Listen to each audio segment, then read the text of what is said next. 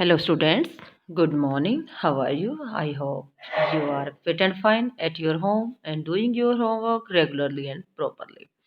Students, जैसा कि आप जानते हैं कि हमने सेकंड टर्म का जो सिलेबस है जिसमें हमने जियोग्राफी के chapter 6 to 9, civic social and political के 6 to 9 एंड अब हम स्टार्ट कर रहे हैं जिसमें हमने आवर पास्ट हिस्ट्री का 6 चैप्टर कर लिया है. Today we start now chapter 7, tribes, nomads and settle communities.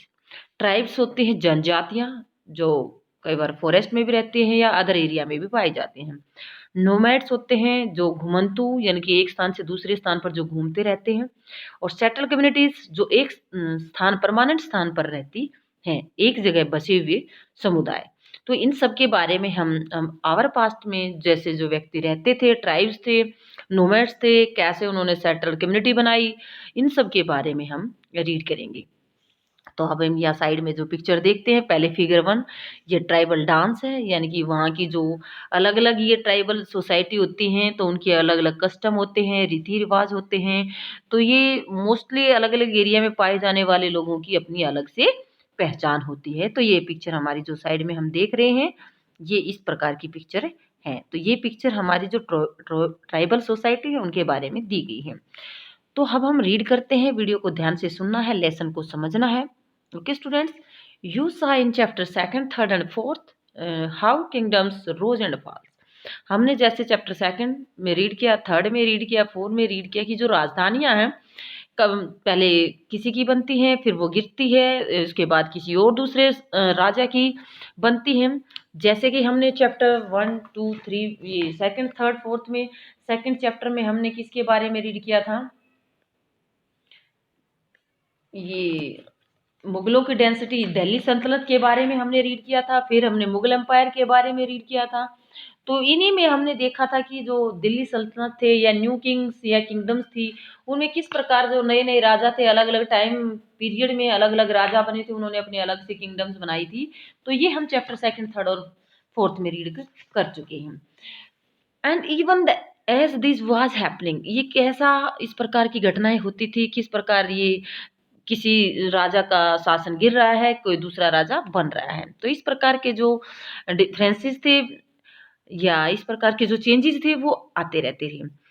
तो उन राजा बदलने के कारण, राजधानियां बदलने के कारण, तो इसमें उनके साथ साथ न्यू आर्ट इसमें भी चेंज आता था, क्राफ्ट में भी चेंज आता था, प्रोडक्शन ऑफ एक्टिविटी इनमें भी जो चेंज आता रहता था. प्रोडक्शन एक्टिविटी उत्पादन की जो क्रियाएं थी उनमें भी चेंज आता रहता था.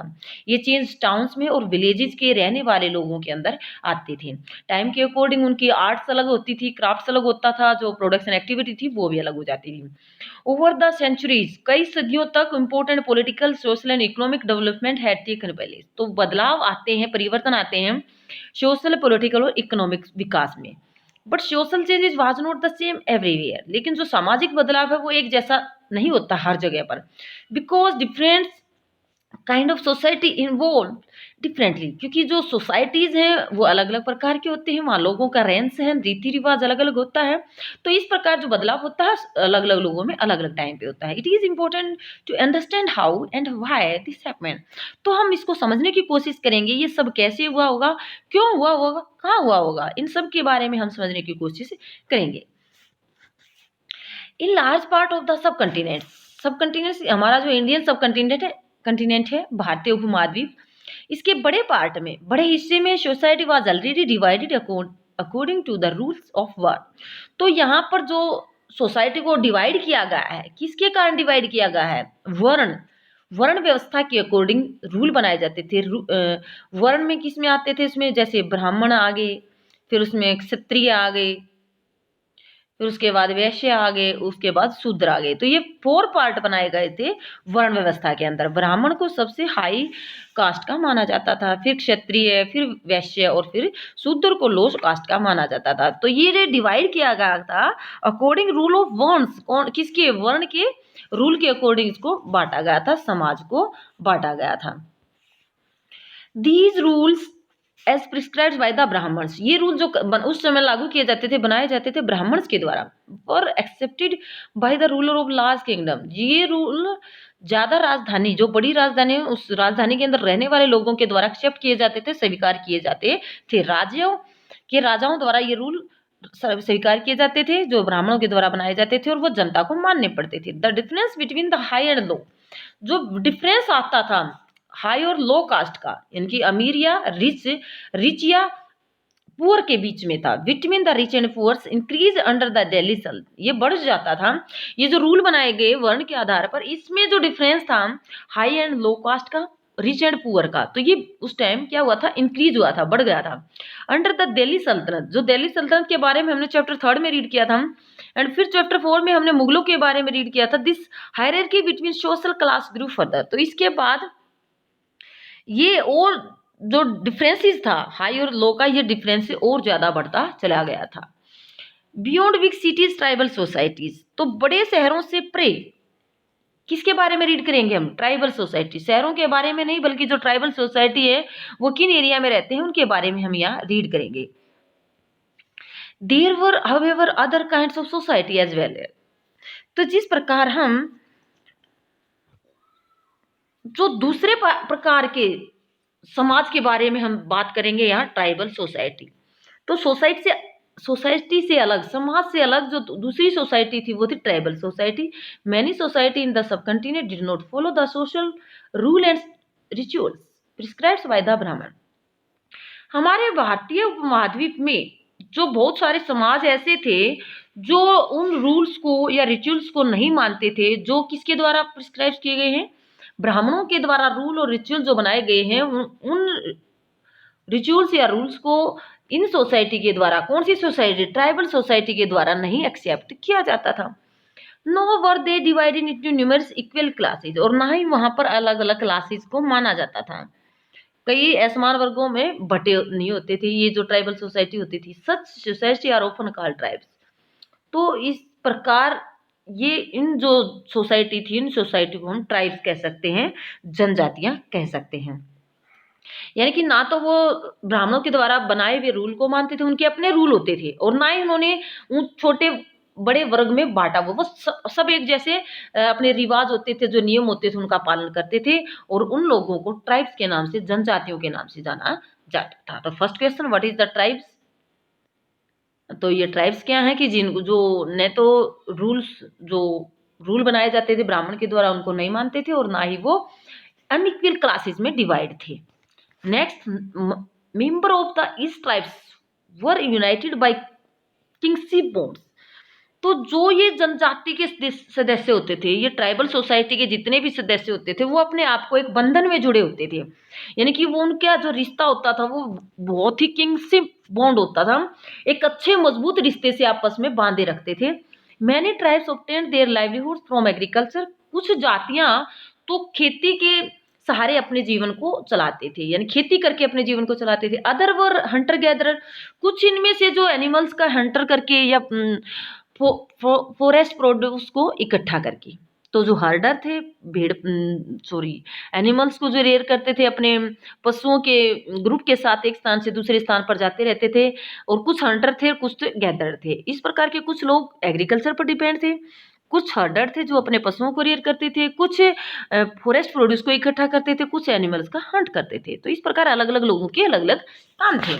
Most often they combined these activity to make full use of natural resources of the area in which they lives. जिस एरिया में वो रहते थे उस एरिया के रिसोर्सेज का, नेचुरल रिसोर्सेज का वो पूरा प्रयोग करते थे। Some tribes were nomadics and move from one place to, तो इनमें से जो ट्राइब्स होती नोमैडिक्स होती थी, जिसको हम खानाबदोश भी बोल सकते हैं, या एक स्थान से दूसरे स्थान पर जाने वाले जो घूमते रहते हैं, जो move one place to another, इस प्रकार की जनजातियां होती हैं। Tribal group control land and pasture, तो ये जो ट्राइबल ग्रुप जिस एरिया में रहते थे उनका कंट्रोल होता था उस जमीन पर जहां वो रह रही हैं। पास्चर होते हैं घास के मैदान। ज्वेंटी, यानी कि सब जितने वहां रहते थे उन सब का अधिकार वहां पर होता था। And divided these amongst household according to it own rulers, तो इस प्रकार वो संयुक्त रूप से, उस ज्वाइंट रूप से उस जमीन का प्रयोग करते थे। जो जमीन होती थी, ये नहीं रखते थे ये तेरी है ये मेरी है, नहीं, उस जमीन पर सबका बराबर का अधिकार होता था। और वो खुद के अपने बनाए हुए रूल्स के अकॉर्डिंग ही, अपने परिवारों के अकॉर्डिंग, अपने हाउस होल्ड यानी कि जो उसके परिवार की जरूरत होती थी उसके अकॉर्डिंग उन चीजों का प्रयोग करते थे।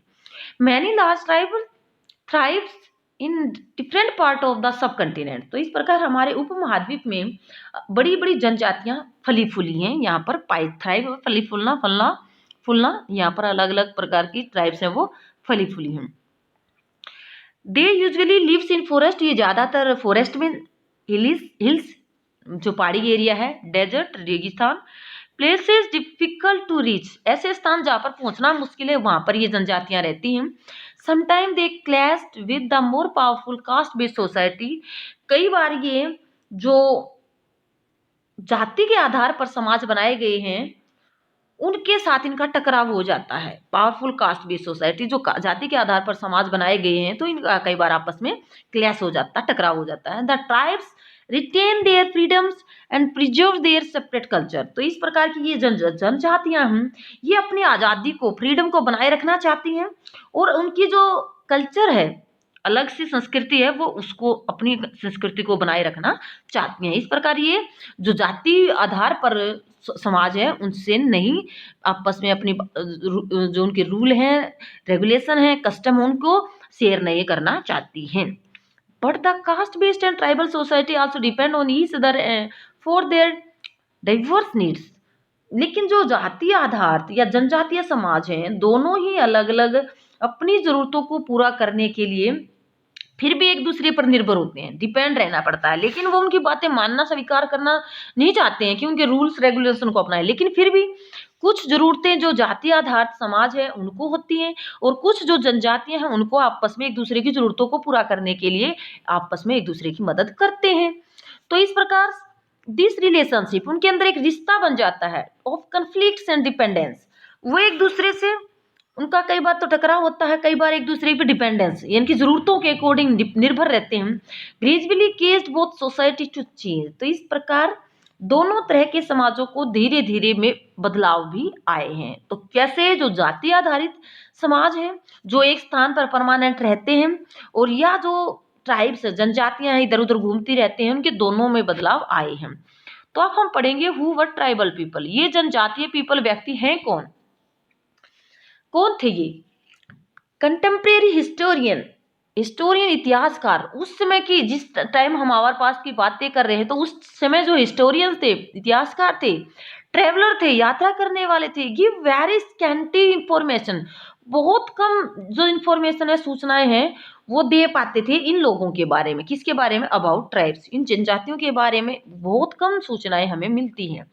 ए फ्यू एक्सेप्शंस अपार्ट, यानी कि कुछ लोगों के बारे में पता है लेकिन बाकी सबके बारे में पता नहीं है, थोड़ी बहुत इंफॉर्मेशन हमें मिलती है। Tribal people did not keep written record, क्योंकि ये व्यक्ति जो जनजातीय समूह के लोग थे, ये अपना रिटन रिकॉर्ड नहीं रखते थे, but they preserve this customs and oral tradition, लेकिन उनकी अपनी खुद की रीति रिवाज होती थी, उनकी परंपराएं होती थी, उनका फॉलो करते थे। These were pass down to each new generation, इन जो उनके रूल थे, रेगुलेशन थे, कस्टम्स थी, ट्रेडिशन थे, वो एक जनरेशन से सेकंड जनरेशन, न्यू जनरेशन में अपने आप चली जाती थी, विरासत के रूप में प्राप्त करते थे। Present day historians have started using such oral tradition to write tribal histories. तो इस प्रकार के जो इतिहासकार हैं, आज के हमारे प्रेजेंट के इतिहासकार हैं, इन जो ट्राइब हैं, इनकी हिस्ट्री लिखने के लिए उनकी जो परंपराएं हैं उनके आधार पर, ओरल परंपराओं के आधार पर ही इतिहास में लिखते हैं।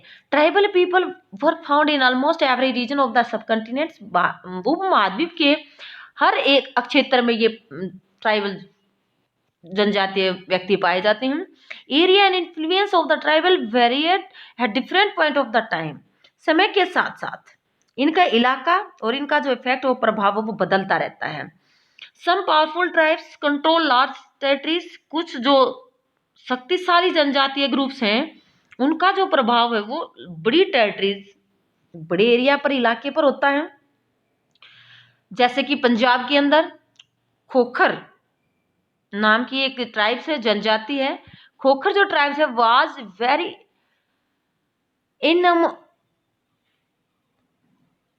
इन्फ्लुएंसल ड्यूरिंग द 13 एंड 14 सेंचुरी। जो पंजाब के अंदर खोखर सकरा ये ट्राइब्स है, जनजाति है, 13 से 14 सेंचुरी के अंदर इनका बहुत ज्यादा प्रभाव था। लेटर बाद में जो दूसरी ट्राइब्स थी वो थी गखर, बिकम मोर इम्पोर्टेंट। लेकिन बाद में पहले खोखर थी, वो ज्यादा इंपॉर्टेंट थी ट्राइब्स, लेकिन 14 सेंचुरी के बाद वहां पर कौन सी इंपॉर्टेंट बन गई थी, गखर। तो इस प्रकार देयर चीफ, उनके जो मुखिया थे कमल खान गखर थे, वो आज मेड ए नोबल। तो वो क्या बन गए थे, एक मनसबदार बन गए थे राजा के, एम्परर अकबर, जो अकबर सम्राट था उसके क्या बनाए गए थे, मनसबदार बनाए गए थे। इस प्रकार से वो क्या बन गए थे, पावरफुल बन गए थे। इन मुल्तान एंड सिंध, ये पाकिस्तान के अंदर जगह है, मुल्तान और सिंध के अंदर लंगेज लंग एंड अर्गोन्स, ये नाम है, लंगाज and अर्गोन्स dominated extensive region before they were subdued by the Mughals। तो जो एरिया थे ये लंगा और अर्घुन लोगों का कंट्रोल ज्यादा था इस एरिया पर, लेकिन बाद में मुगलों के द्वारा इन पर कंट्रोल कर लिया गया था। पहले मुल्तान और सिंध पर किसका कंट्रोल था, लंगा और अर्घुन का, बाद में मुगलों के द्वारा इस पर कंट्रोल कर दिया गया। बलोचीज वर अनदर लार्ज एंड पावरफुल।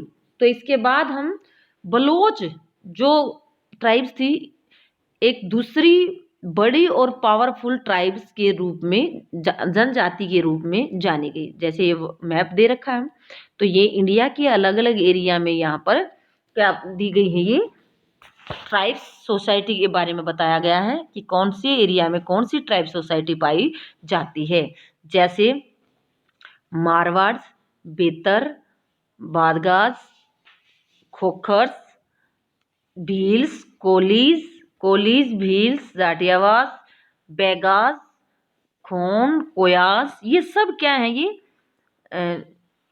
जो ट्राइबल सोसाइटी है जिसके बारे में हम ट्राइब सोसाइटी के बारे में रीड कर रहे हैं उनके बारे में। अब जैसे कि यहाँ दिया गया है इस लेसन के अंदर हम एक ओहम सोसाइटी के बारे में, एक गोंड सोसाइटी के बारे में अब ज़्यादा रीड करेंगे, तो इनके बारे में हम ज़्यादा डिटेल से ध्यान देंगे।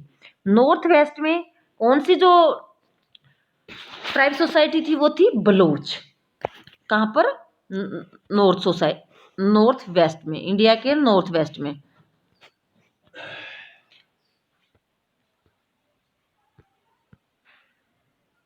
They were divided into many smaller clans।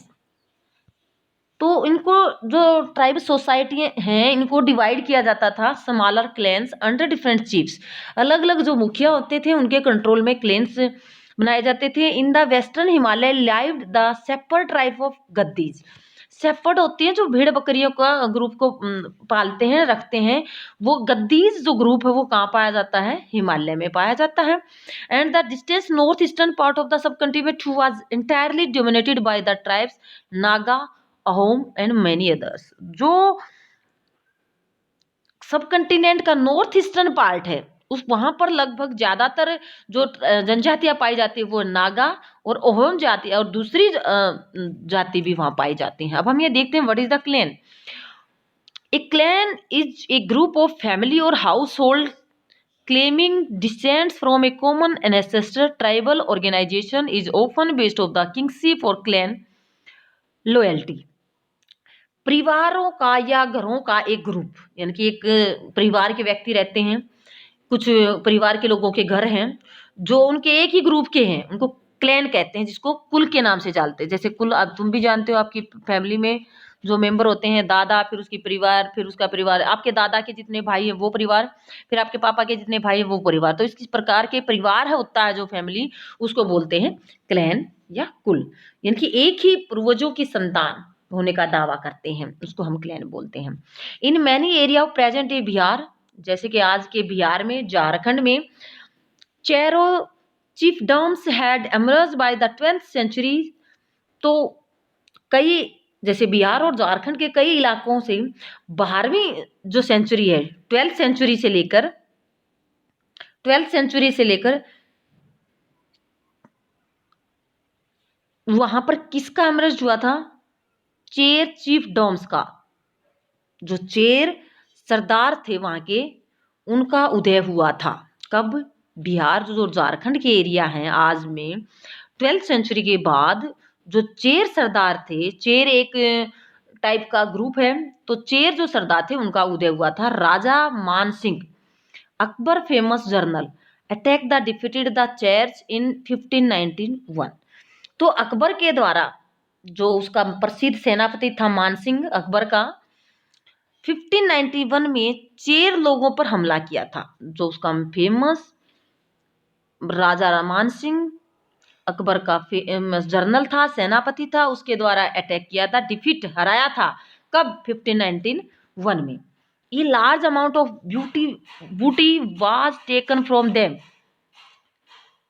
वहां से बहुत ज्यादा संख्या में लूटपाट का माल इकट्ठा किया गया था। But they were not entirely subdued, लेकिन वो पूरी तरह से उनके कंट्रोल में नहीं हुए थे, अधीन नहीं बनाए गए थे।